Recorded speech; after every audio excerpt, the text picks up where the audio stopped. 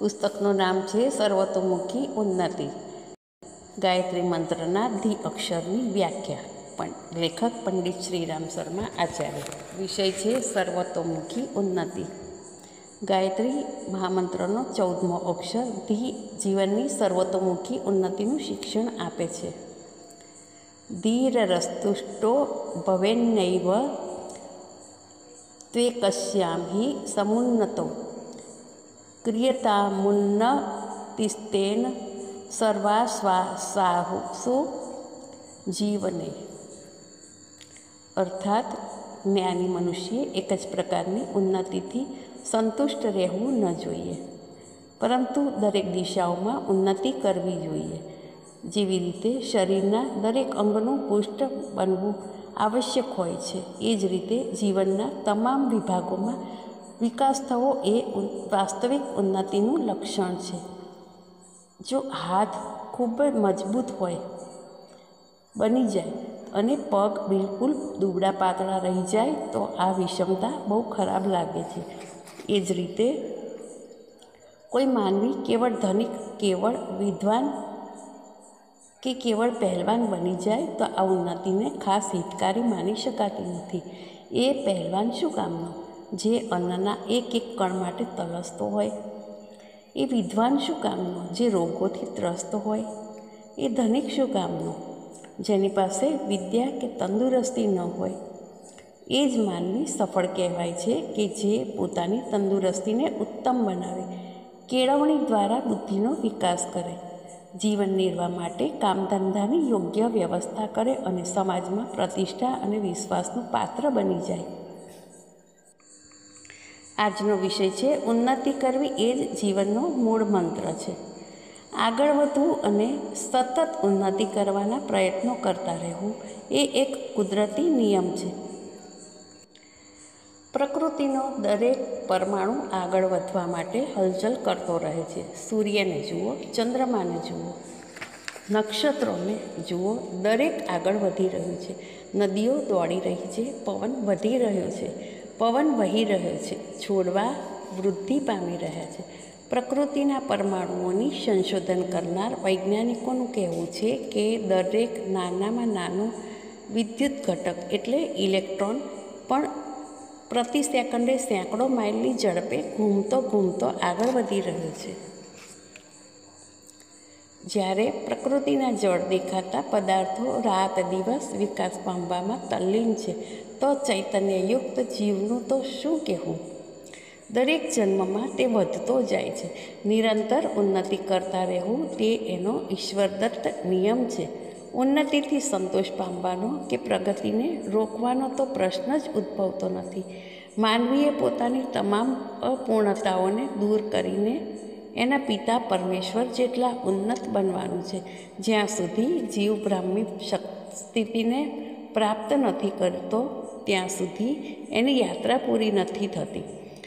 સાધારણ ઉન્નતિ કરી લઈને લોકો કહે છે કે હવે આટલું મળી ગયું, તેથી સંતોષ માનવો જોઈએ.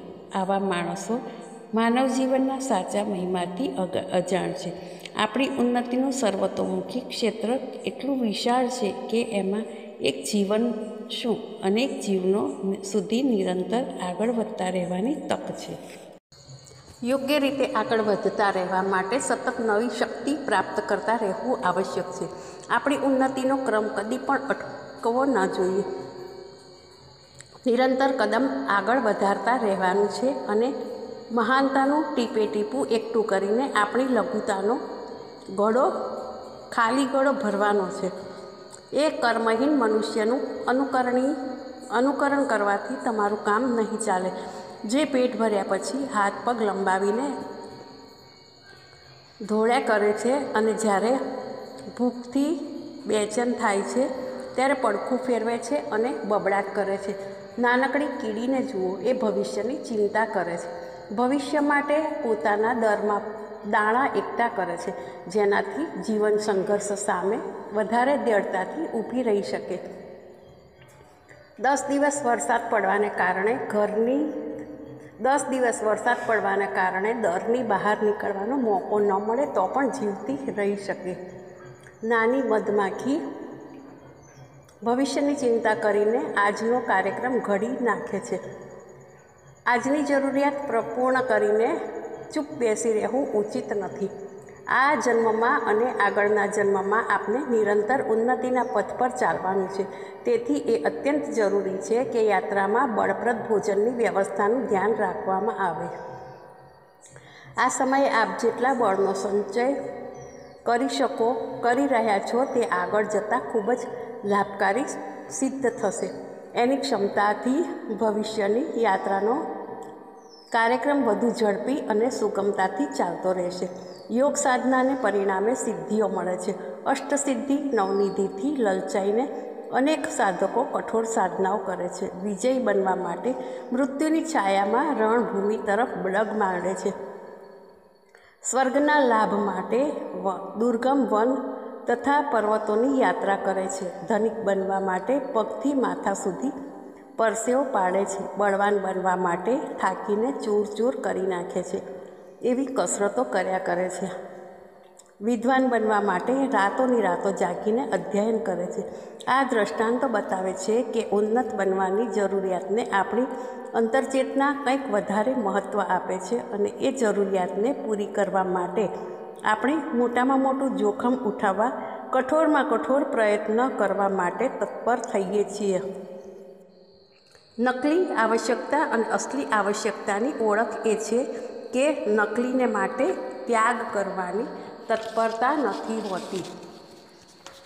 અસલી આવશ્યકતાને ખાતર માનવી કષ્ટ સહન કરવા અને કુરબાની આપવા તૈયાર હોય છે. એક માણસ સિનેમાનો શોખીન છે. એને કહેવામાં આવે છે કે એક ખેલ જોવા માટે તારે આંગળી કાપવી પડશે તો એ એવો ખેલ જોવાની ના પાડી દેશે, કેમ કે ખેલ જોવાની આવશ્યકતા નકલી છે.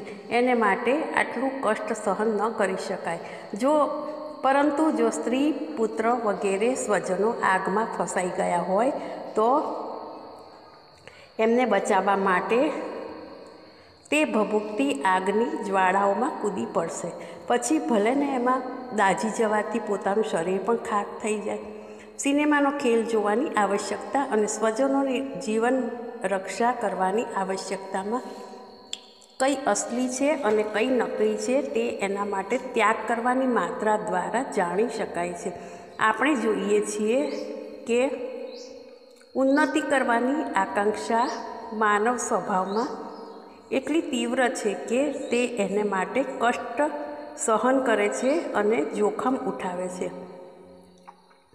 આ ભૂખ અસલી છે. અસલી આવશ્યકતામાં એટલું આકર્ષણ હોય છે કે એને માટે તીવ્ર શક્તિથી પ્રયત્ન કરવાની ફરજ પડે છે. મોજથી પડ્યા રહેવું કોઈને અપ્રિય નથી લાગતું, પરંતુ ઉન્નતિની ઈશ્વરદત્ત આકાંક્ષા એટલી ઉત્કૃષ્ટ છે કે તેને માટે એશ આરામ તજીને લોકો કષ્ટ સહન કરવા તૈયાર થઈ જાય છે. સમાજમાં જોવા મળે છે કે જે લોકો ઉન્નતિશીલ સ્વભાવના હોય છે એમને ગમે ત્યાંથી આગળ વધવાની મદદ મળી જતી હોય છે. કોઈ વાર તો અચાનક એવી મદદ મળી જાય છે કે જેની કોઈ આશા પણ ન હોય. નાના માણસો મોટા કામ કરી નાખે છે. એમને અનાયાસે એવી તક મળી જાય છે. એનાથી બહુ મોટી ઉન્નતિનો માર્ગ ખુલી જાય છે. સામાન્ય બુદ્ધિના લોકો એમને જોઈને એમ જ કહે છે કે અમુક વ્યક્તિનો ભાગ્યોદય થયો છે. એના નસીબે એવા કારણો ઊભા કરી દીધા જેથી એણે વિકાસ તરફ કૂચ કરી. આપણે એને ભગવાનની કૃપા કહીએ છીએ. જે મનુષ્ય આગળ વધવાની તીવ્ર ઈચ્છા ધરાવે છે, ઉન્નતિ માટે જે ખરા મનથી પ્રયત્નશીલ છે, એની પ્રશંસનીય મહેનત જોઈને ભગવાન ખુશ થાય છે. એને પોતાનો સાચો આજ્ઞાપાલક સમજે છે અને એને પ્રેમ કરે છે. જેના ઉપર એ પરમ પિતાનો સ્નેહ છે, એને જો એ કંઈક વિશેષ મદદ કરે તો એમાં નવાઈ પામવા જેવું કશું નથી. એક જાણીતી કહેવત છે, ઈશ્વર એને જ મદદ કરે છે જે પોતાને મદદ કરે છે. ઉન્નતિશીલ સ્વભાવના લોકોને એમની યોગ્ય પ્રવૃત્તિમાં મદદ કરવા માટે પરમપિતા પરમાત્મા એવા સાધનો મેળવી આપે છે જેનાથી એમની યાત્રા સુગમ બની જાય છે. અચાનક, અનિશ્ચિત અને અજ્ઞાત સહાયતાઓ પ્રાપ્ત થવી આ જ રીતે સંભવિત બને છે. આપ ઉન્નતિ કરવી એ ઉદ્દેશને આપના જીવનનો મૂળ મંત્ર બનાવી દેજો. જ્ઞાનને ખૂબ વધારતા રહેજો. શરીરને સ્વસ્થ, બળવાન અને સુંદર બનાવવાની દિશામાં પ્રગતિ કરતા જોજો. કીર્તિવાન બનજો. ઉચ્ચ પદ પામવાની મહેનત કરજો. મિત્ર અને સ્નેહીઓની સંખ્યા વધારજો. પુણ્યનો સંચય કરજો. વિવેકને જાગૃત થવા દેજો. વધવું, આગળ વધતા જ રહેવું. પ્રવાસીઓનો એ જ કાર્યક્રમ હોવો જોઈએ. તમારી જાતને અશક્ત અને લાચાર ન સમજો. એવા વિચારોનો ત્યાગ કરી દેજો કે સાધનોનો અભાવ છે, તેથી કઈ રીતે આગળ વધીએ યાદ રાખજો. શક્તિનો ધોધ સાધનોમાં નથી, ભાવનામાં છે. જો આપની ઈચ્છાઓ આગળ વધવા વ્યગ્ર બની રહી હોય, ઉન્નતિ કરવાની ઉત્કટ ઈચ્છાઓ બળવાન થઈ રહી હોય, તો વિશ્વાસ રાખજો કે સાધનો તો આપને મળી જ રહેશે. બળવાન એ લોકોની પીઠ ઉપર પોતાનો વરદ હસ્ત મૂકે છે કે જેઓ હિંમતપૂર્વક આગળ કદમ માંડે છે. ઉન્નતિ માટે ઈચ્છા કરો. પરમાત્માએ દરેક માનવીને એક સરખા શારીરિક અંગ, પ્રત્યંગ અને ઇન્દ્રિયો આપ્યા છે. જો માનવી તેમનો સુયોગ્ય રીતે ઉપયોગ કરે તો કોઈ કારણ નથી કે જીવન ક્ષેત્રમાં ઈચ્છિત સફળતા પ્રાપ્ત ન થઈ શકે. માનવી જેવી ઈચ્છાને આકાંક્ષા સેવે છે તેવી જ પરિસ્થિતિઓ એની પાસે એકઠી થવા લાગે છે. જ્યાં ખાડો પડે છે ત્યાં ચારે તરફથી વરસાદનું પાણી વહી આવે છે અને ખાડો ભરાઈ જાય છે. પરંતુ જ્યાં ઊંચો ટેકરો હોય છે ત્યાં ભારે વરસાદ પડ્યા પછી પણ પાણી રોકાતું નથી. ઈચ્છા એક પ્રકારનો ખાડો છે જ્યાં બધી બાજુથી અનુકૂળ સંજોગો એકઠા થાય છે. જ્યાં ઈચ્છા નથી હોતી ત્યાં કેટલાય અનુકૂળ સાધનો મોજૂદ હોય તો પણ કોઈ મહત્ત્વની સફળતા પ્રાપ્ત થતી નથી. એવું જોવા મળે છે કે ધનિકોના છોકરાઓ મોટાભાગે નાલાયક નીવડે છે અને ગરીબોના છોકરાઓ વધારે ઉન્નતિ કરી શકે છે. સંસારના ઇતિહાસના પાના ફેરવીને જુઓ. મોટાભાગના મહાપુરુષો ગરીબોના ઘરમાં પેદા થયેલા જોવા મળશે. એનું કારણ એ છે કે એશ આરામની ઘણી સામગ્રી સહેલાઈથી મળી જવાના કારણે ધનિકોના સંતાનોની રુચિ ભોગવિલાસમાં વધી જાય છે. કોઈ દિશામાં મહત્ત્વપૂર્ણ સફળતા પ્રાપ્ત કરવાની તીવ્ર અભિલાષા એમને મળી નથી હોતી. અભિલાષા વગર પૌરુષ જાગૃત થતું નથી અને પુરુષાર્થ વગર કોઈ મહત્ત્વની સફળતા મેળવવી મુશ્કેલ છે. ગરીબોના છોકરા અભાવની પરિસ્થિતિમાં જન્મે છે. પોતાની હીનતા અને બીજાની ઉન્નતિ જોઈને અંતઃકરણમાં એક આઘાત લાગે છે. એ આઘાતને કારણે એમનામાં એક હલચલ તથા બેચેની ઉત્પન્ન થાય છે. એ બેચેનીને શાંત કરવા માટે તેઓ ઉચ્ચ અવસ્થા પામવાની આકાંક્ષા સેવે છે. આ આકાંક્ષા જ એમને એ માર્ગ ઉપર લઈ જાય છે જેના ઉપર ચાલીને તેઓ મહત્ત્વની સફળતાઓ પ્રાપ્ત કરતા જાય છે. ઉપરની પંક્તિઓમાં અમારો આશય ગરીબી કે અમીરી સાથે ઉન્નતિ કે જીવનની નિષ્ફળતાઓનો સંબંધ સ્થાપિત કરવાનો નથી. અમારો આશય કેવળ એ બતાવવાનો છે કે જે વાતાવરણમાં ઈચ્છાની આકાંક્ષાની કમી રહેશે ત્યાં વિભૂતિઓ પ્રાપ્ત થઈ શકશે નહીં. જ્યાં ઈચ્છા હશે, અભિરુચિ હશે, ત્યાં પૈસાનો, સાધનોનો કે સહકારનો અભાવ ભલે હોય, પરંતુ ધીમે ધીમે અનુકૂળ વાતાવરણ બની જશે અને ગૌરવપ્રદ સિદ્ધિ પ્રાપ્ત થશે જ. જો સાધન સંપન્ન ઘરની કોઈ વ્યક્તિને ઉત્કટ અભિલાષા ઉત્પન્ન થાય ત્યારે તો સોનામાં સુગંધ ભળી સમજો. ગરીબોને ઉન્નતિ માટે જે સાધનો મેળવવા માટે પૂરતો પરિશ્રમ કરવો પડે છે એ તો એમને અનાયાસ જ પ્રાપ્ત થઈ જાય છે. એટલે એમને માટે તો આગળ વધવામાં ઘણી વધારે સુગમતા હોવી જોઈએ.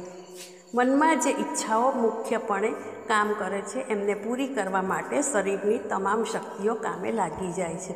નિર્ણય શક્તિ નિરીક્ષણ શક્તિ, સંશોધન શક્તિ, આકર્ષણ શક્તિ, ચિંતન શક્તિ, કલ્પના શક્તિ વગેરે મનની અનેક શક્તિઓ એ જ દિશામાં પોતાનો પ્રયત્ન શરૂ કરી દે છે. આ શક્તિઓ જ્યારે સુષુપ્ત અવસ્થામાં પડી રહી હોય છે કે વિભિન્ન દિશામાં વિખરાયેલી હોય છે, ત્યારે માનવીની સ્થિતિ અસ્તવ્યસ્ત અને નગણ્ય હોય છે. પરંતુ જ્યારે શક્તિઓ એક જ દિશામાં કાર્ય કરવા લાગે છે ત્યારે તો જીવંત ચુંબકત્વ તૈયાર થઈ જાય છે. જેવી રીતે ચુંબકને કચરામાં પણ ફેરવવામાં આવે તો લોખંડના જે ટુકડા આમ તેમ વિખરાયેલા હશે એ બધા એની સાથે ચોંટી જશે. એ રીતે વિશિષ્ટ આકાંક્ષાઓ મનમાં ધારણ કરનાર વ્યક્તિ પોતાની આકર્ષણ પદ્ધતિથી લઘુ કણોના સ્વરૂપે જ્યાં ત્યાં વિખેરાઈને પડેલા હોય છે એ સૌ તત્વોને શોધે છે અને પ્રાપ્ત કરતો રહે છે. જ્યારે કોઈ બાબતની તીવ્ર ઈચ્છા ઉત્પન્ન થાય છે ત્યારે એને પૂર્ણ કરવા માટે સાધનોની ખોજ શરૂ કરવી પડે છે. એ માટે એને અવશ્ય કોઈને કોઈ ઉપાય મળી જાય છે. જરૂરિયાત સંશોધનની જનની છે. જ્યાં ઈચ્છા હોય છે ત્યાં રસ્તો મળી જાય છે. ઈચ્છિત વસ્તુની પ્રાપ્તિ માટે લોકો આકાશમાં રસ્તો બનાવી લે છે. અતલ ઊંડા સમુદ્રમાં ડૂબકી લગાવીને તળિયે રહેલા મોતી શોધી લાવે છે. રેતના કણોને તપાસીને સોના ચાંદીની ખાણો શોધી કાઢે છે. કોલસાના પર્વતોને તોડીને હીરા શોધી કાઢે છે. ખોજ વાસ્તવમાં મોટી પ્રેરણા શક્તિ છે. માનવીએ એવરેસ્ટનું શિખર, સમુદ્રનું તળિયું, ધ્રુવ પ્રદેશોની ભૂમિ અને આકાશની દુર્ગમતા પાર કરી લીધી છે. પ્રકૃતિના ગર્ભમાં છુપાયેલા અનેક રહસ્યોને શોધી કાઢીને એક અદ્ભુત સિદ્ધિના પથ પર જ્યારે દૃઢતાપૂર્વક ચાલવા લાગે છે ત્યારે તે શક્તિશાળી મહાકાય યુદ્ધ ટેન્કનું સ્વરૂપ ધારણ કરી લે છે. ખાઈઓને પાર કરતો, રસ્તાના જાડી ઝાંખરા તથા નડતરોને તોડતો, ઉખાડતો, ઈચ્છિત લક્ષ્ય તરફ ઝડપી ગતિએ આગળ વધતો રહે છે. જીવનને ઉન્નત કરવાની ઈચ્છા રાખનાર માટે પહેલો માર્ગ એ છે કે તે પોતાની ઈચ્છાને જાગૃત કરે. બેધ્યાનપણું, ઉદાસીનતા અને મુર્દાદિલીને છોડીને પોતાના માનસ ક્ષેત્રને સતેજ કરે. આપ વિચારો કે પહેલું, આપના જીવનમાં કઈ વસ્તુનો અભાવ છે. બીજું, એ અભાવને કારણે તમારે કયા કષ્ટો વેઠવા પડે છે. ત્રીજું, આપને કઈ વસ્તુઓની જરૂર છે. ચોથું, એ વસ્તુઓ પ્રાપ્ત થઈ જતાં આપ કેટલા સંતોષ, સુખ અને આનંદ. ઉન્નતિ માટે ઈચ્છા કરો. પરમાત્માએ દરેક માનવીને એક સરખા શારીરિક અંગ, પ્રત્યંગ અને ઇન્દ્રિયો આપ્યા છે. જો માનવી તેમનો સુયોગ્ય રીતે ઉપયોગ કરે તો કોઈ કારણ નથી કે જીવન ક્ષેત્રમાં ઈચ્છિત સફળતા પ્રાપ્ત ન થઈ શકે. માનવી જેવી ઈચ્છાને આકાંક્ષા સેવે છે તેવી જ પરિસ્થિતિઓ એની પાસે એકઠી થવા લાગે છે. જ્યાં ખાડો પડે છે ત્યાં ચારે તરફથી વરસાદનું પાણી વહી આવે છે અને ખાડો ભરાઈ જાય છે. પરંતુ જ્યાં ઊંચો ટેકરો હોય છે ત્યાં ભારે વરસાદ પડ્યા પછી પણ પાણી રોકાતું નથી. ઈચ્છા એક પ્રકારનો ખાડો છે જ્યાં બધી બાજુથી અનુકૂળ સંજોગો એકઠા થાય છે. જ્યાં ઈચ્છા નથી હોતી ત્યાં કેટલાય અનુકૂળ સાધનો મોજૂદ હોય તો પણ કોઈ મહત્ત્વની સફળતા પ્રાપ્ત થતી નથી. એવું જોવા મળે છે કે ધનિકોના છોકરાઓ મોટાભાગે નાલાયક નીવડે છે અને ગરીબોના છોકરાઓ વધારે ઉન્નતિ કરી શકે છે. સંસારના ઇતિહાસના પાના ફેરવીને જુઓ, મોટાભાગના મહાપુરુષો ગરીબોના ઘરમાં પેદા થયેલા જોવા મળશે. એનું કારણ એ છે કે એશ આરામની ઘણી સામગ્રી સહેલાઈથી મળી જવાના કારણે ધનિકોના સંતાનોની રુચિ ભોગવિલાસમાં વધી જાય છે. કોઈ દિશામાં મહત્ત્વપૂર્ણ સફળતા પ્રાપ્ત કરવાની તીવ્ર અભિલાષા એમને મળી નથી હોતી. અભિલાષા વગર પૌરુષ જાગૃત થતું નથી અને પુરુષાર્થ વગર કોઈ મહત્ત્વની સફળતા મેળવવી મુશ્કેલ છે. ગરીબોના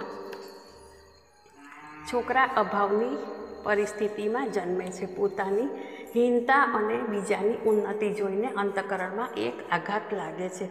એ આઘાતને કારણે એમનામાં એક હલચલ તથા બેચેની ઉત્પન્ન થાય છે. એ બેચેનીને શાંત કરવા માટે તેઓ ઉચ્ચ અવસ્થા પામવાની આકાંક્ષા સેવે છે. આ આકાંક્ષા જ એમને એ માર્ગ ઉપર લઈ જાય છે. ઉન્નતિના માર્ગમાં કઠિનાઈઓ. સફળતાનો માર્ગ સહેલો નથી. એમાં ડગલે ને પગલે મુશ્કેલીઓનો સામનો કરવો પડે છે. એવું કોઈ મહત્ત્વનું કાર્ય નથી જેમાં કષ્ટ અને કઠિનાઈ ન આવતા હોય. એવી એક પણ સફળતા નથી જે મુસીબતો સાથે ટકરાયા વગર જ પ્રાપ્ત થઈ હોય. જીવનના મહત્ત્વપૂર્ણ માર્ગો વિઘ્નોથી સદા ભરેલા હોય છે. જો પરમાત્માએ સફળતાનો સંકટ સાથે છેડો ન બાંધ્યો હોત, એને સર્વસુલભ બનાવી દીધી હોત, તો માનવ જાતિનું એ મોટું દુર્ભાગ્ય ગણાત. ત્યારે સરળતાથી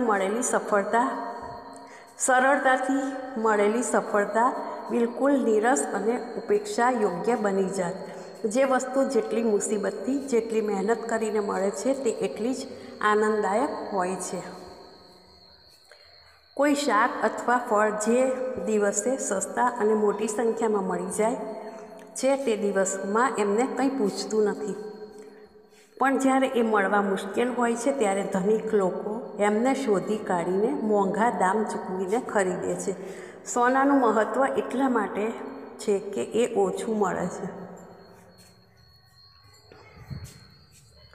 પણ જો કોલસાની જેમ સોનાની ખાણો નીકળી પડે તો એને પણ લોકો લોઢું વગેરે સસ્તી વસ્તુઓની જેમ જ બેદરકારીથી જોશે. દુર્લભતા અને દુષ્પ્રાપ્યતાની સાથે આનંદનો ઘનિષ્ઠ સંબંધ છે. જ્યારે પ્રેમી અને પ્રેમિકા દૂર દૂર રહે છે ત્યારે એકબીજાને ચંદ્રચકોરની જેમ યાદ કર્યા કરે છે. પરંતુ જ્યારે એક સ્થળે દરરોજ સાથે રહેવાનું થાય છે ત્યારે દાળમાં મીઠું ઓછું પડવા કે સિંદૂરની બિંદી લગાવવા જેવી નાની બાબત પર ઝઘડા થવા લાગે છે. જે વસ્તુઓ દુર્લભ છે, સામાન્ય લોકોને આસાનીથી નથી મળતી, એને જ સફળતા કહે છે.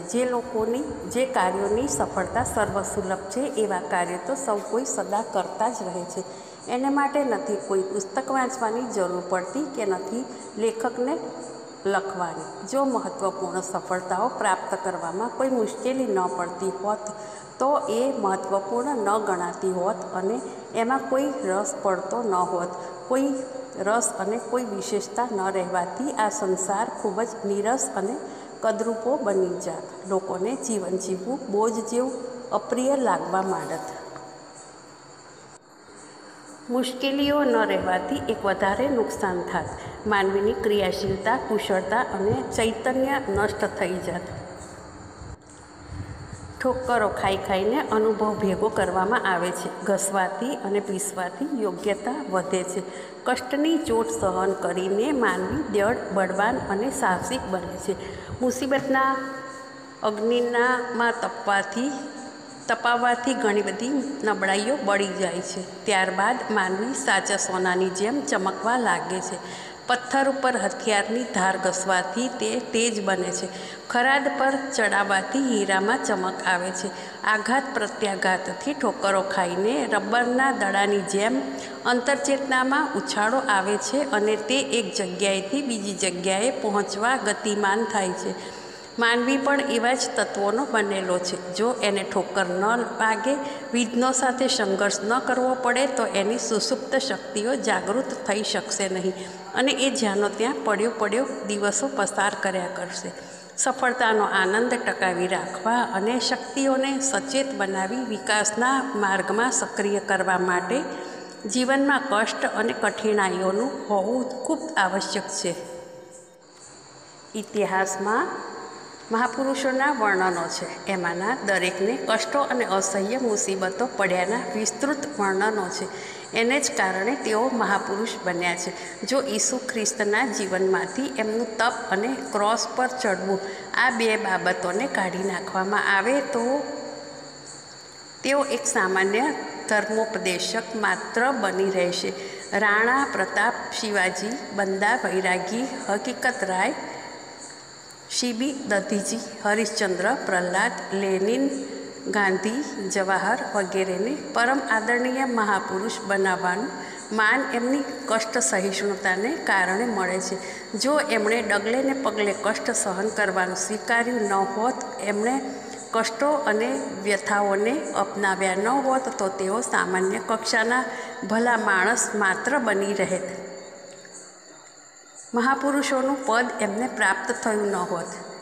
ઈચ્છા, જાગૃતિ, શ્રમશીલતાથી મોટા મોટા કષ્ટસાધ્ય કાર્યો પૂરા થાય છે. તો પણ એમ ન કહી શકાય કે તેઓ તરત જ અલ્પકાળમાં અને કોઈ જોખમ ઉઠાવ્યા વગર જ સફળ થઈ જાય છે. પરમેશ્વર અવારનવાર કસોટી કરીને વ્યક્તિ અધિકારી છે કે નહીં તેની તપાસ કરે છે. સફળતા માટે પણ વ્યક્તિને અનેક જોખમો, કષ્ટો અને નિરાશાજનક અવસરોની પરીક્ષાઓ આપવી પડે છે. જેઓ પાસ થાય છે તેઓ જ આગળ વધે છે, મનગમતી સફળતાનો આસ્વાદ લે છે. જેઓ પરીક્ષાઓથી ડરી જાય છે તેમને પહોંચી વળવાનો પ્રયત્ન નથી કરતા. તેઓ ઉન્નતિના શિખર પર પહોંચી નથી શકતા, ઇષ્ટસિદ્ધિની મહત્તાને પ્રાપ્ત નથી કરી શકતા. સફળતાની મંજિલ ક્રમશઃ અને હળવે હળવે પાર કરવામાં આવે છે. મુસીબતો સામે લડવાથી, આઘાતો અને ઠોકરો ખાવાથી જ કોઈ વ્યક્તિના મનોરથો સફળ બને છે. અનેકવાર બીજાઓ દ્વારા વિઘ્નો નાખવામાં આવે છે. કેટલીક વાર દૈવીય પ્રકોપના કારણે અનાયાસ જ થોડી અડચણો આવી જાય છે. કેટલીક વાર માનવી પોતે જ ભૂલ કરી બેસે છે. પોતાની અસાવધાની કે સ્ખલનને કારણે તેને નિષ્ફળ થવું પડે છે. પોતાની ભૂલોને સુધારવા માટે પ્રયત્નો કરવામાં આવે છે, પણ જૂની ટેવને કારણે પેલા દોષો ફરી ઉમટી પડે છે અને કર્યું કરાવ્યું બગાડી નાખે છે. કેટલીક વાર તો પ્રયત્ન કરવા છતાં પણ પોતાનો સ્વભાવ કે ટેવ સુધારવામાં સફળતા નથી મળતી. ત્યારે મોટી હતાશા સાંપડે છે અને હતાશ થઈને માનવી પોતાના પ્રયત્નોને પડતા મૂકે છે. પોતાના સ્વભાવને બદલવાનો પૂરી તાકાતથી પ્રયત્ન તો કરવો જ જોઈએ, પરંતુ એવી આશા ન રાખવી જોઈએ કે આ દિશામાં 2-4 દિવસમાં જ પૂરેપૂરી સુધારણા થઈ જશે. સ્વભાવની ઘરેડ ધીમે ધીમે ઘણા દિવસે બદલાય છે. કોઈ દોષમાંથી પૂરેપૂરા છૂટવા માટે અથવા કોઈ સારી ટેવ પાડવા માટે લાંબા સમય સુધી પ્રયત્નો કરવા પડે છે. આ પ્રયત્નો ધીરજ અને દ્રઢતાની સાથે ઉત્સાહી અને આશાવાન બનીને કરવા જોઈએ. અને જ્યારે ભૂલો થાય છે ત્યારે પોતાને વધારે સાવધાન અને જાગૃત બનાવીને અગાઉ કરતાં વધારે સાવચેત બનવાનો પ્રયત્ન નિશ્ચય કરવો જોઈએ. દોરડું ઘસવાથી જ્યારે પથ્થર જેવો કઠોર પદાર્થ ઘસાઈ જાય છે તો પછી એવું કોઈ કારણ નથી કે આપણે આપણા દોષો અને ખામીઓને ન બદલી શકીએ કે કષ્ટ ન કરી શકીએ. ઉન્નતિના માર્ગમાં કેટલીક વાર આકસ્મિક પરિસ્થિતિઓ આગળ આવી જાય છે અને બનેલું કામ બગાડી મૂકે છે.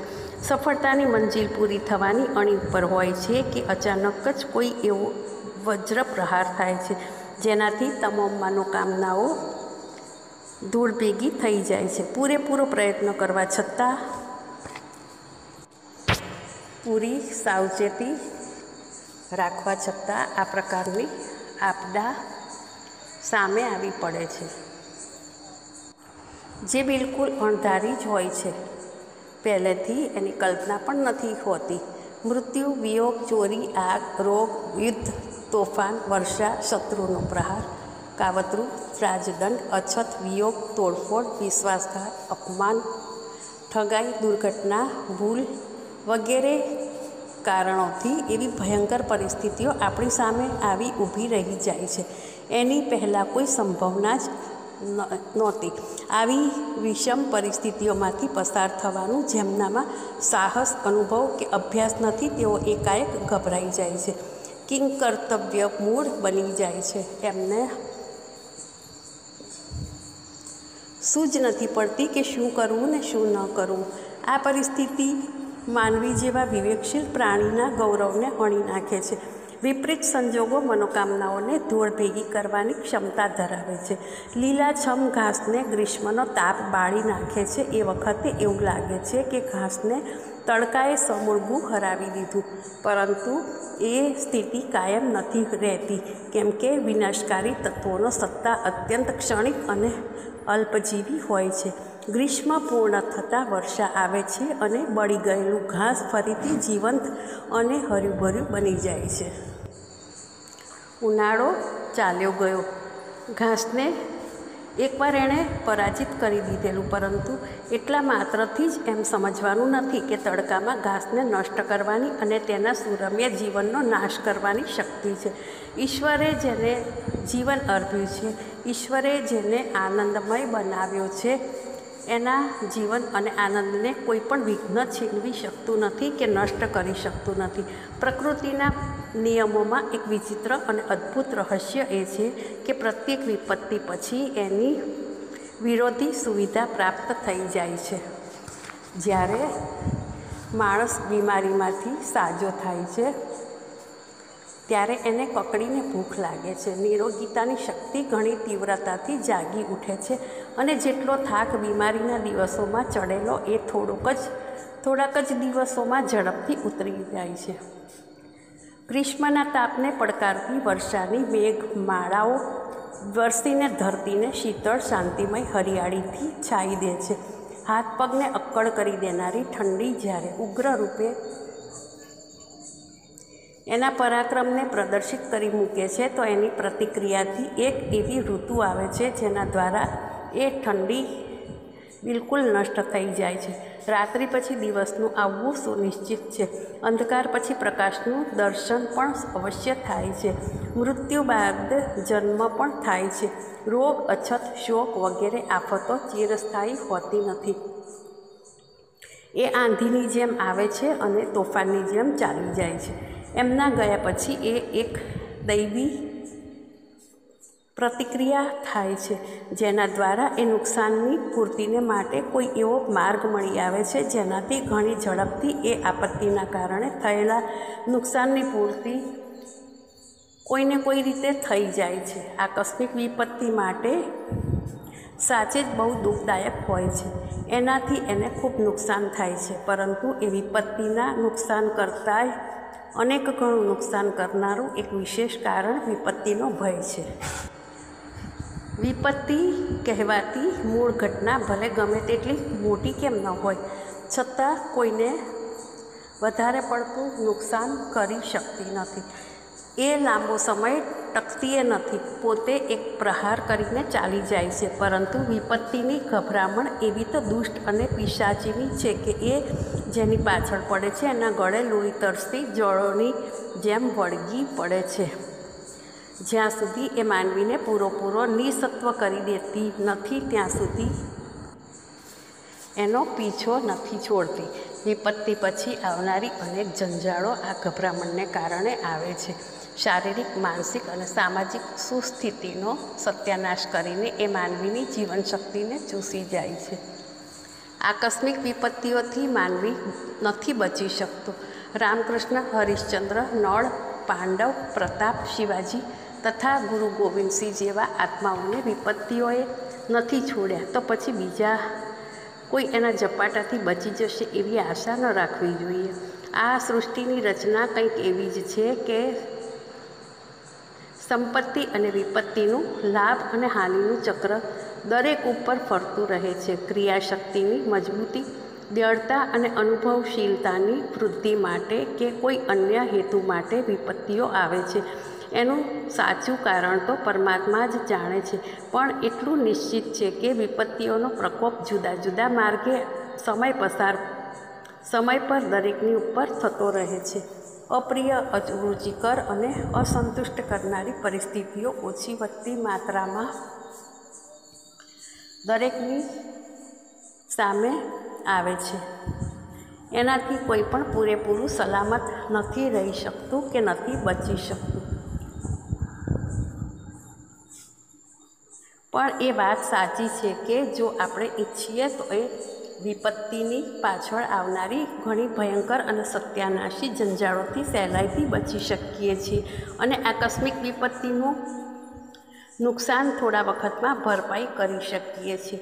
આપત્તિની સામે લડવા અને તેને પરાજિત કરવા તેના પુરુષાર્થનો પરિચય આપવો એ મનોવૃત્તિ જ સાચા વીર પુરુષને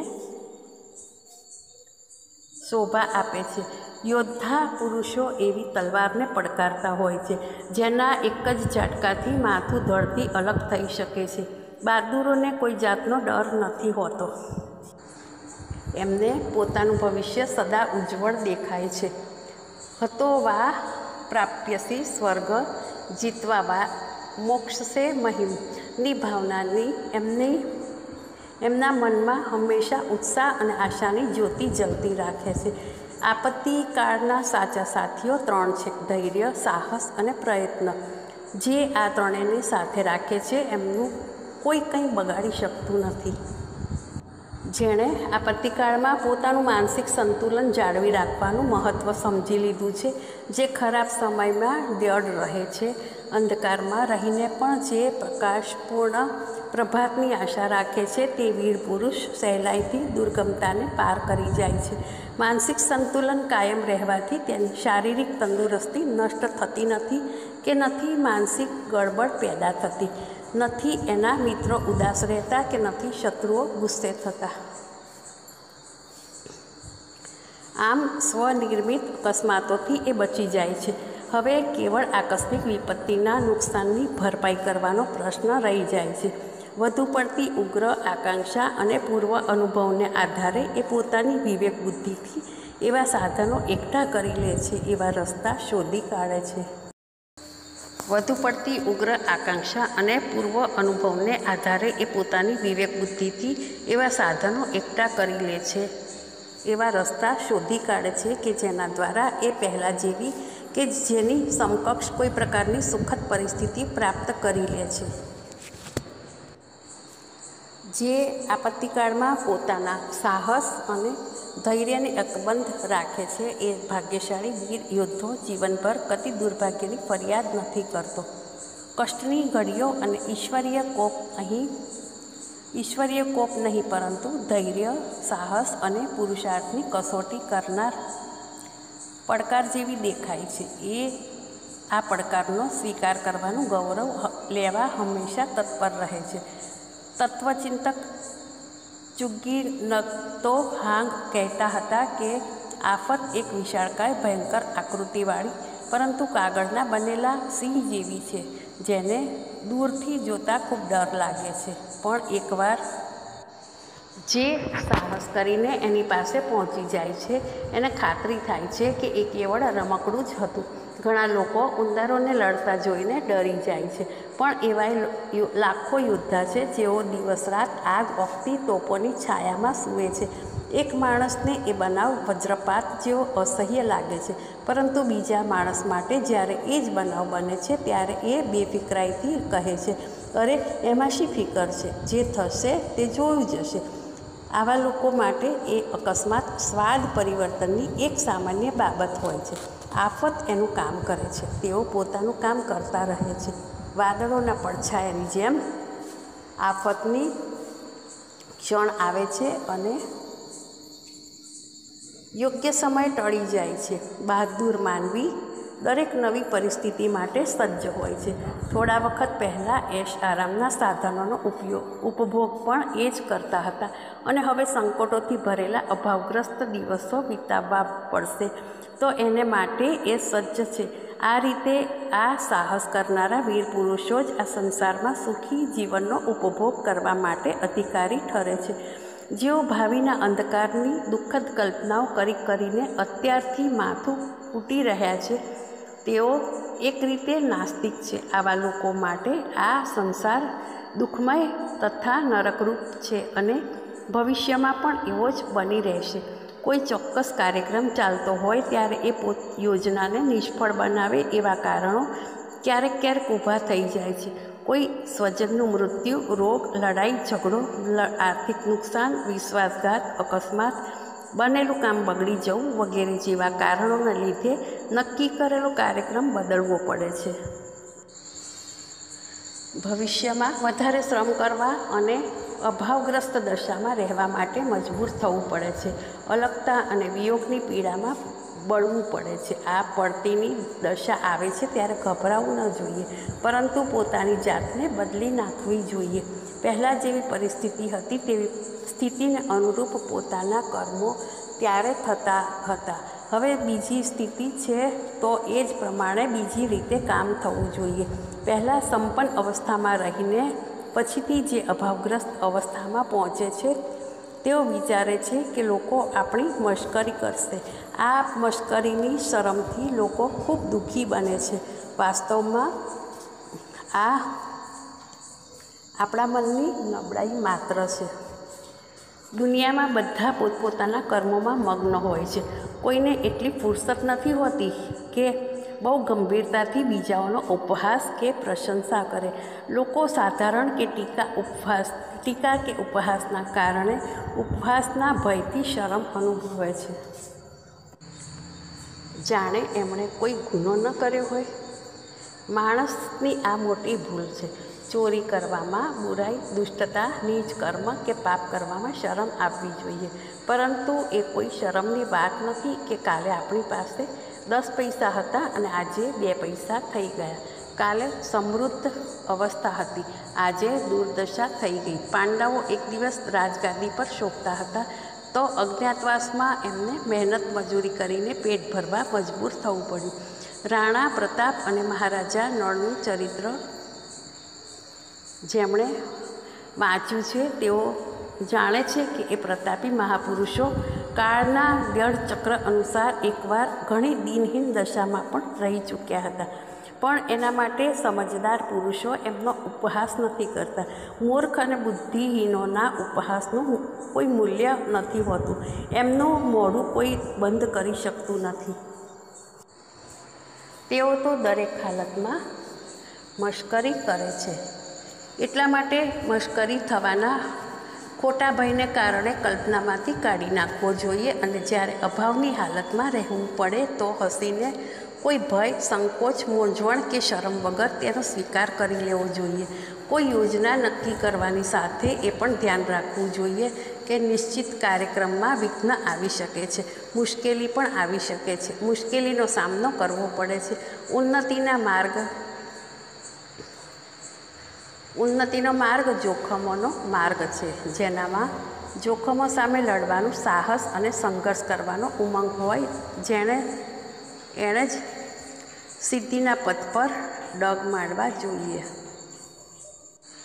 જેઓ જોખમોથી ડરે છે, જેમને કષ્ટ સહન કરવાનો ડર લાગે છે, કઠોર શ્રમ કરતાં જેમને નથી આવડતું, તેમણે પોતાના જીવનને ઉન્નતિશીલ બનાવવાની કલ્પના જ ન કરવી જોઈએ. અદમ્ય ઉત્સાહ, અતૂટ સાહસ, અવિચળ ધૈર્ય, નિરંતર શ્રમ એ જોખમો સાથે લડવાનો પુરુષાર્થ જ કોઈના સફળ જીવનનું નિર્માણ કરી શકે છે.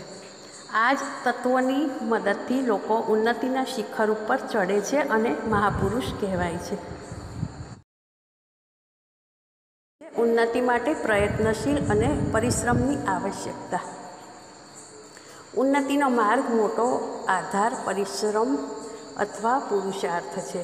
સંસાર સેંકડો પ્રકારની વિભૂતિઓથી ભરેલો છે.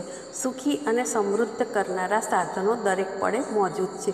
પરસ્પરનો સહયોગ, જ્ઞાન પ્રાપ્તિ, સતત ઉદ્યોગ, સદ્વર્તન તથા આત્મિક શક્તિઓના વિકાસ દ્વારા માનવી એ સર્વને પ્રાપ્ત કરીને મનગમતી ઉન્નતિ કરી શકે છે. જરૂરિયાત ફક્ત એ બાબતની છે કે આપણે એ બધા માટે આપણા અંતરની ઈચ્છા અને યોગ્યતાને પુરાવો આપીએ. આ બાબતોને આપણે પરિશ્રમશીલતા દ્વારા જ પ્રાપ્ત કરી શકીએ છીએ. કહે છે કે સિંહણનું દૂધ સુવર્ણના પાત્રમાં દોહવામાં આવે છે. પરિશ્રમી પુરુષ સિંહોને ત્યાં લક્ષ્મીનો વાસ હોય છે. પુરુષાર્થીઓના ગળામાં વિજયની વરમાળા પહેરાવવામાં આવે છે.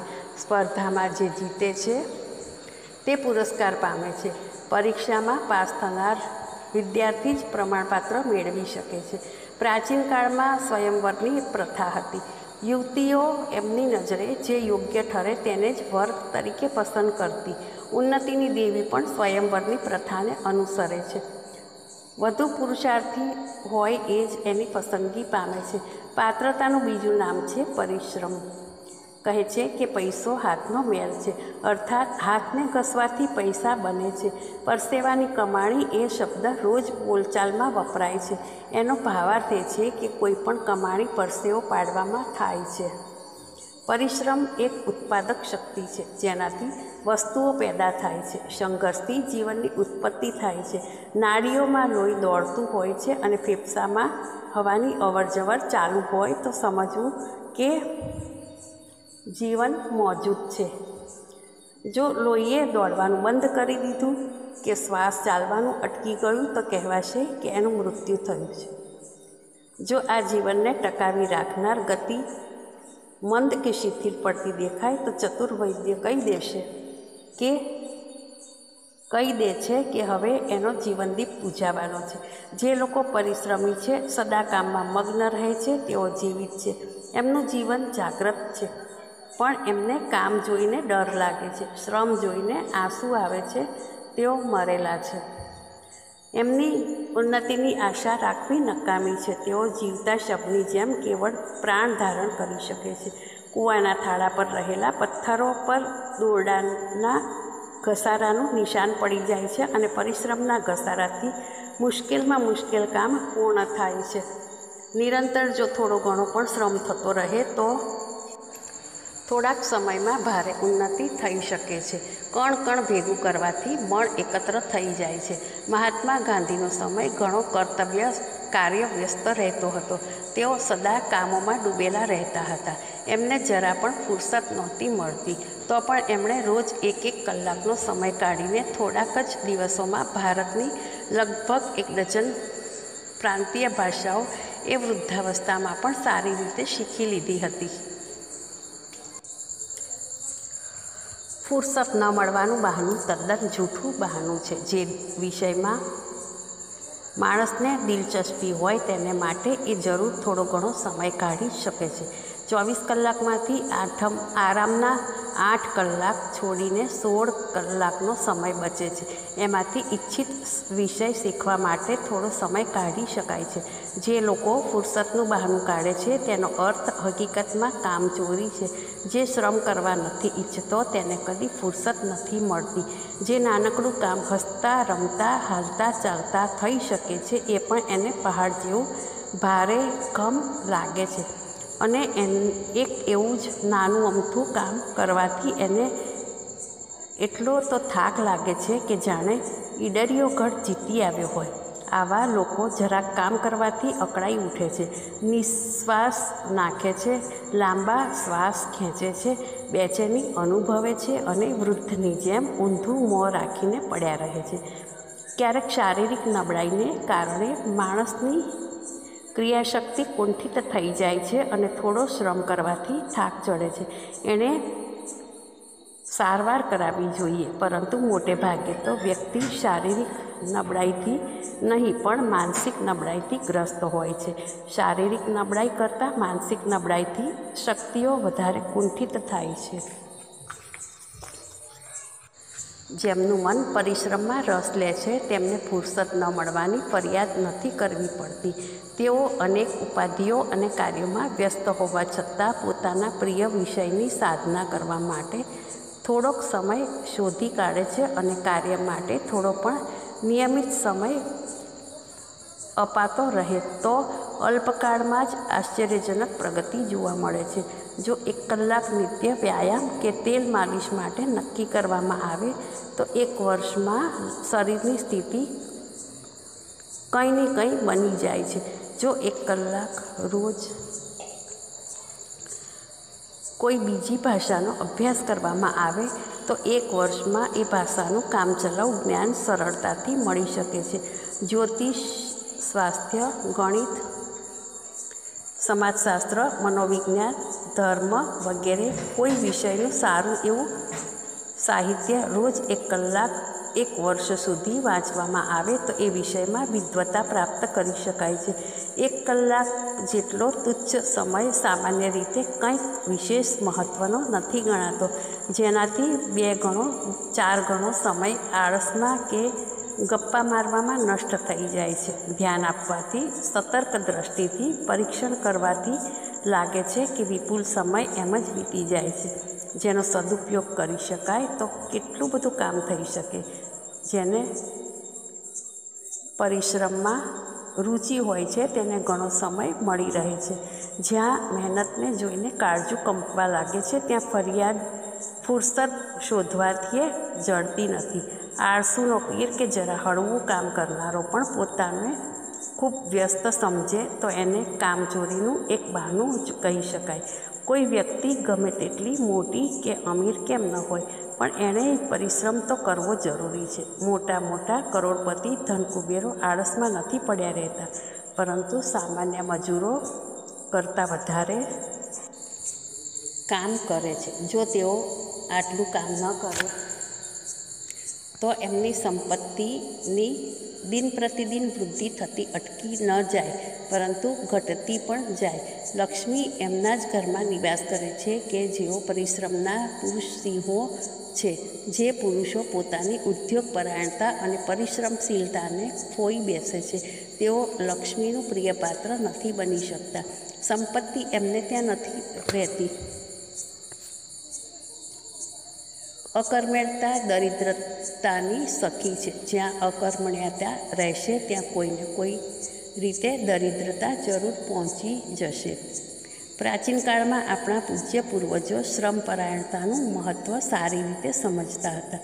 એટલા માટે એને પવિત્ર ધાર્મિક કાર્યોમાં બહુ ઊંચું સ્થાન આપ્યું છે. આધ્યાત્મિક સાધનામાં એની મુખ્ય સ્થાપના કરી છે. તપશ્ચર્યા શબ્દ ધાર્મિક જગતમાં બહુ આદરથી ઉચ્ચારવામાં આવે છે. તપશ્ચર્યા શબ્દ આપણા હૃદયમાં આદર અને શ્રદ્ધાનો સંચાર કરે છે. તપસ્વી વ્યક્તિ એને માટે આપણું મસ્તક સહજ શ્રદ્ધાથી નમી જાય છે. આ તપસ્યા શું છે? શ્રેષ્ઠ, ઉચિત અને ઉન્નતિશીલ કાર્યો માટે પરિશ્રમ કરવો અને એ માર્ગમાં જે કષ્ટો આવે એ સહન કરવા, એ જ તપસ્યા છે. ઋષિમુનિઓનું જીવન તપસ્યામય હતું. તેઓ તપશ્ચર્યાની સાધનામાં પૂરતો સમય આપતા હતા.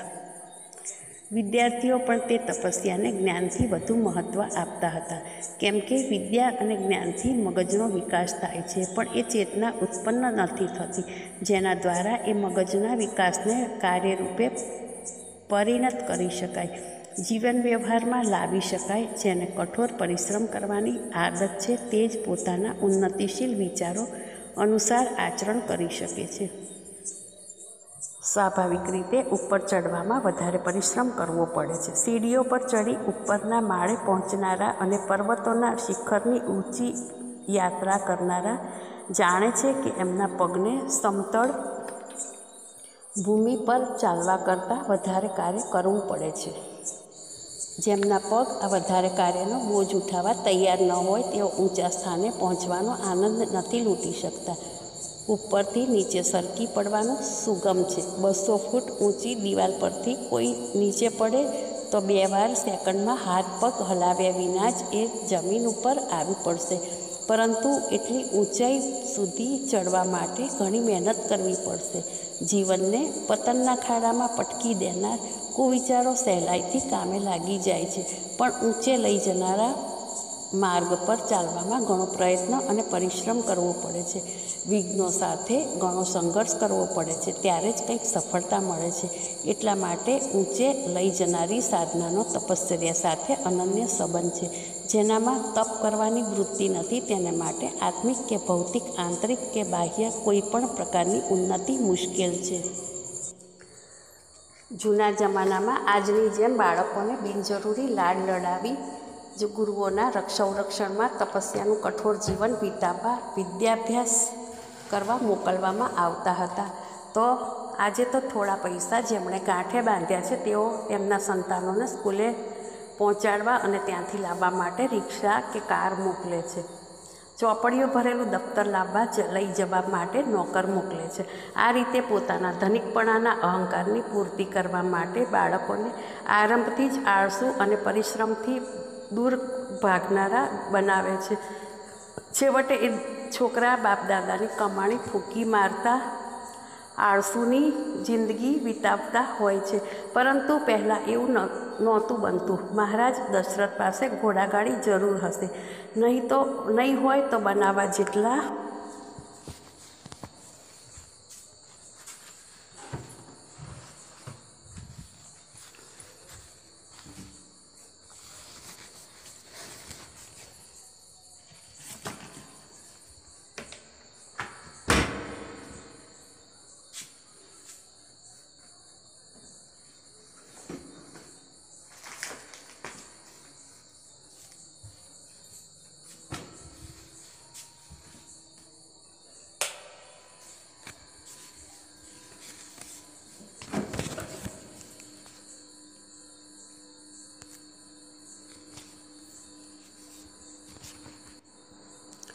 આજે રિક્ષામાં બેસીને સ્કૂલે જનારા ભૂલકા, જેમને મા બાપ સત્યાનાશી લાડનો અતિરેક બતાવી પંગુ બનાવી દે છે, તે મોટા થઈને પટિયા પાડવા, ફેશન કરવી, સિનેમા થિયેટરોના આંટા મારવા સિવાય કોઈ પુરુષાર્થપૂર્ણ પ્રગતિ નથી કરી શકતા. પ્રાચીન કાળમાં શિક્ષક રાખીને બાળકોને ઘેર ભણાવવાની ક્ષમતાવાળા ધનિકો પણ હતા, પરંતુ તેઓ જાણતા હતા કે આટલા નાજુકપણાથી શીખેલી એ વિદ્યા કારકુનોની નોકરી અપાવવા સિવાય બીજા કોઈ કામમાં નથી આવતી. એટલા માટે બાળકોને ભાવિ જીવનમાં કર્મઠ તથા વિદ્યાર્થી બનાવવા માટે શરૂઆતથી જ વિદ્યાભ્યાસની જેમ તપશ્ચર્યા પણ શીખવવામાં આવતી હતી. જે બાળકોનો વિકાસ તપસ્યામય વાતાવરણમાં થાય છે તેઓ જ મોટા થઈ મહાપુરુષો તરીકે સર્વતોમુખી ઉન્નતિ કરીને નરરત્ન સ્વરૂપે સંસાર સમક્ષ આવીને ઝળહળે છે. વિશ્વનું કોઈ કાર્ય એટલું અઘરું નથી જેને તપસ્યા દ્વારા પૂરું ન કરી શકાતું હોય. પ્રચંડ ભક્તિ દ્વારા ભક્તો ત્રણેય લોકનો નાથ નારાયણને પોતાના વશમાં કરી લે છે. દેવો અને ભૂત પિશાચો પર કાબૂ મેળવી લે છે. અદૃશ્ય અંતરિક્ષના અનોખા તત્વોને આકર્ષીને રિદ્ધિ સિદ્ધિઓના સ્વામી બની જાય છે. તપમાં મૂંગાને વાચાળ બનાવવાની અને અપંગને પહાડ પર ચડાવવાની શક્તિ છે. નિર્જીવ વસ્તુઓના ઘર્ષણથી અગ્નિનો તણખો ઉત્પન્ન થાય છે, જે તક મળતા ભવ્ય દાવાનળનું સ્વરૂપ ધારણ કરી લે છે. ચેતન આત્માના સજીવ પિંડ જેવા શરીરને જ્યારે ઘસવામાં આવે છે, પરિશ્રમના પાષાણ ઉપર જ્યારે રગડવામાં આવે છે, તો તેમાંથી નિર્જીવ વિદ્યુત કરતાં અસંખ્ય ગણી શક્તિશાળી એવી પ્રાણ વિદ્યુત ઉત્પન્ન થાય છે, જેના દ્વારા મુશ્કેલમાં મુશ્કેલ કાર્ય પૂરા થઈ જાય છે. ભૌતિક વિજ્ઞાનના જાણકારોને ખબર છે કે પ્રકૃતિનો એક ક્ષુદ્ર પરમાણુ જ્યારે ફાટે છે ત્યારે એ પોતાની ગરમીથી પોલાદના ભારે ગુંબજોને ઓગાળીને પ્રવાહી બનાવી દે છે. એ જ રીતે અધ્યાત્મ વિજ્ઞાનના જાણકારો કહે છે કે ચૈતન્ય આત્માનો પરમાણુ પ્રસ્ફુટિત થાય છે તો વજ્ર જેવી દુર્ભેદ્ય અડચણોને ભાંગીને ચૂર ચૂર કરી નાખે છે. પરિશ્રમ જો વિવેક અને વ્યવસ્થા સહિત ઉચિત દિશામાં કરવામાં આવે તો એનું પરિણામ આશ્ચર્યજનક આવે છે. સંસારમાં જે કંઈ મહત્તમ કાર્યો થયા છે તે માનવીના અદ્ભુત પરિશ્રમની સાક્ષી પૂરે છે. શારીરિક અને બૌદ્ધિક પરિશ્રમ બંને પોતપોતાના સ્થાને મહત્ત્વના છે. બંનેના સુમેળથી પૂર્ણ પરિશ્રમનું નિર્માણ થાય છે. જેમ બે પૈડા વગરનો રથ અપૂર્ણ છે, જેમ સ્ત્રી પુરુષ વગર ગૃહસ્થ જીવન અપૂર્ણ છે, એવી જ રીતે એકલો શારીરિક કે એકલો માનસિક શ્રમ અપૂર્ણ છે. બંને હાથના સહકારથી ક્રિયાઓ થાય છે, બંને પગથી ચાલવાનું કાર્ય થાય છે. એ જ પ્રમાણે શારીરિક અને માનસિક બંને પ્રકારના શ્રમની ક્ષમતા જ જીવન વિકાસમાં સુયોગ્ય સહાયતા પ્રદાન કરે છે. જેમને કેવળ માનસિક શ્રમમાં રુચિ લાગે છે અને શારીરિક શ્રમને તુચ્છતાની નજરે જુએ છે, તેઓ ભૂલ કરે છે. એ જ રીતે જે લોકો શરીરની મહેનતથી સંતોષ પામે છે અને માનસિક શ્રમ ઉપર ધ્યાન નથી આપતા, તેઓ પણ ખોટા રસ્તે છે. બૌદ્ધિક કામો સુધી જ પોતાની રુચિ સીમિત રાખનારા તંદુરસ્તીને ગુમાવે છે. શરીરમાં નબળાઈ અને રોગનો પ્રવેશ થઈ જવાથી સંસારના સુખદ અનુભવોથી હાથ ધોઈ નાખવા પડે છે. એ જ રીતે જેમનું ક્ષેત્ર શારીરિક મહેનત મજૂરી સુધી જ સીમિત છે, તેઓ બૌદ્ધિક વિકાસથી વંચિત રહી જાય છે. એમને અજ્ઞાનનું, મૂર્ખતાનું તથા અવિવેકનું દુઃખ સહન કરવું પડે છે, જે શારીરિક નબળાઈ કે બીમારીથી ઓછું પીડાકારક નથી. શ્રમ કરવામાં રમત રમવા જેવી જ રુચિ થવી જોઈએ. મહેનતને ઝંઝટ માનવી એ એક થાકનું મુખ્ય કારણ છે. લગ્નની ખુશાલીના દિવસોમાં લોકો રાત દિવસ કામમાં રચ્યા પચ્યા રહે છે, પણ એવું ક્યારેય નથી લાગતું કે એમના માથા પર પહાડ મૂકેલો છે. દડો રમવામાં ખેલાડીઓને ખાસી દોડાદોડી કરવી પડે છે, પણ એમનો થાક લાગતો નથી, કારણ એ છે કે એ રમતમાં તથા લગ્નની ધામધૂમમાં મન એક પ્રકારનો રસ લેતું રહે છે. એ જ રીતે બીજા કામોમાં પણ આપણી રુચિનો સુયોગ કરવામાં આવે તો થાક નહીં લાગે, કંટાળો નહીં આવે. કામને કર્તવ્ય સમજીને કરવું જોઈએ. કામ કરવું તે સ્વયં એક આનંદ છે. એ આનંદના રસાસ્વાદની આપણે ટેવ પાડવી જોઈએ. ઈચ્છિત પરિણામની આશા નિરાશામાં જે લોકો ઉત્સાહી નિરુત્સાહી બન્યા કરે છે, એમની ક્રિયા પદ્ધતિ બગડી જાય છે.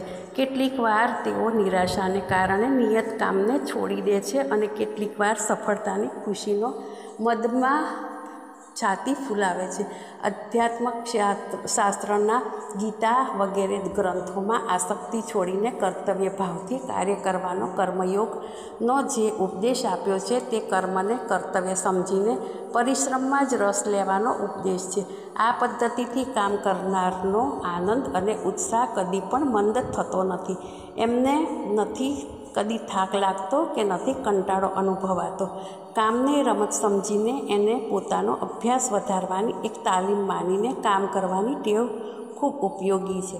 જે રીતે ચિત્રકળાનો વિદ્યાર્થી પોતાની રુચિને કેળવીને પોતાના ચિત્રને વધુને વધુ સુંદર બનાવવા માટે એકાગ્રતાપૂર્વક પ્રયત્ન કરે છે અને સારું ચિત્ર ન બને તો પણ પોતાના પ્રયત્ન સમયના અભ્યાસ રસથી ખૂબ આનંદ પ્રાપ્ત કરે છે અને વારંવાર નવા ચિત્રો બનાવતા પોતાની યોગ્યતા વધારતો છેવટે એક દિવસ કુશળ ચિત્રકાર બની જાય છે.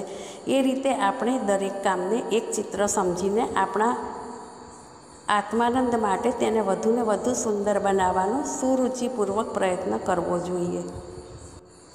જ્યારે આ સાધના ટેવ બની જાય છે, ત્યારે માનવી એક સાચો કર્મયોગી બની જાય છે અને પ્રતિક્ષણ એ આનંદમાં મગ્ન રહે છે, જે કર્મયોગીને પ્રાપ્ત થતો હોય છે. પરિશ્રમી વ્યક્તિ દરેક ક્ષણે સફળતા અને ઉન્નતિના આનંદથી ઉચ્ચ કોટીના રસનો આસ્વાદ લેતી રહે છે. પરિશ્રમમાં સેંકડો લાભોનો ભંડાર ભર્યો છે. નિરોગીપણું, બલિષ્ઠતા, દીર્ઘ આયુષ્ય, પ્રફુલ્લતા, ગાઢ નિદ્રા, ચૈતન્ય, સ્ફૂર્તિ, ઉત્સાહ, સાહસ, ઉત્પાદન, બુદ્ધિ વૃદ્ધિ, આત્મવિશ્વાસ વગેરે અનેક આનંદદાયી તત્વોની અભિવૃદ્ધિ થાય છે. મુશ્કેલીઓ સરળ બની જાય છે અને દુર્લભતા સુલભતા બની જાય છે. પરિશ્રમની સીડી ઉપર પગ મૂકનાર મનુષ્ય નિરંતર ઊંચે ચડતો રહે છે અને એક દિવસ એ અભિવૃદ્ધિ એટલી વધી જાય છે કે તેનામાં તેના આળસુ મિત્રોમાં જમીન આસમાનનું અંતર પડી જાય છે. મોટાની મોટાઈ, મહાપુરુષોની મહાનતા, વિદ્વાનોની વિદ્વતા અને ધનવાનોની ધનિકતા બીજું કાંઈ નથી, ફક્ત એમના પરિશ્રમનું જ બીજું સ્વરૂપ છે. શ્રમ સુવર્ણનો એક ટુકડો છે. એને જે બીબામાં ઢાળી દેશો એવું જ આભૂષણ બની જશે. જે દિશામાં માનવી મહેનત કરે છે એ દિશામાં એ ઉન્નતિ કરી શકે છે. આપ કોઈ પણ પ્રકારની ઉન્નતિના ઈચ્છુક હો તો આકાંક્ષા, કષ્ટ સહિષ્ણુતા તથા પરિશ્રમશીલતા વગર સફળતાનું દર્શન નહીં કરી શકો. આ ત્રણેય ગુણો સ્વભાવથી તો થોડાક જ લોકોમાં જોવા મળે છે, પણ અભ્યાસ દ્વારા દરેક એમને પ્રાપ્ત કરી શકે છે. તેથી જો આપ આપના જીવનને વાસ્તવમાં સફળ અને સાર્થક બનાવવા ઈચ્છતા હો તો ઉન્નતિના મૂળ મંત્રને ધ્યાનમાં રાખજો. એના દ્વારા આપ પ્રત્યેક વિષયમાં ઉન્નતિ કરવામાં સમર્થ થઈ શકશો. અસ્તુ.